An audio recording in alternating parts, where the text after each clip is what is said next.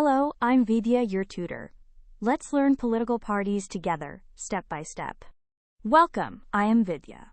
In this chapter, we study political parties, the roles they play in a democracy, the different party systems, and the reforms they need. A political party is a group of people who come together to contest elections and hold power. Members agree on policies and programs that they believe will serve the good of society. Parties perform key functions. They contest elections, frame policies, form governments when they win, act as the opposition when they lose, and shape public opinion through debate. Countries have different party systems. In a one-party system, only one party rules.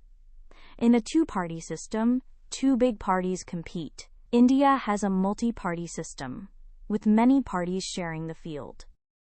Parties face problems like dynastic control, the influence of money and muscle power, and weak internal democracy. Reforms such as the anti-defection law and disclosure of finances aim to make them accountable. To recap, political parties contest elections, form governments, and shape opinion. Systems range from one party to multi-party, and reforms are needed to overcome their weaknesses. Great work! Keep learning with Vidya and visit CBSETest.com for free lessons, worked examples, and practice tests.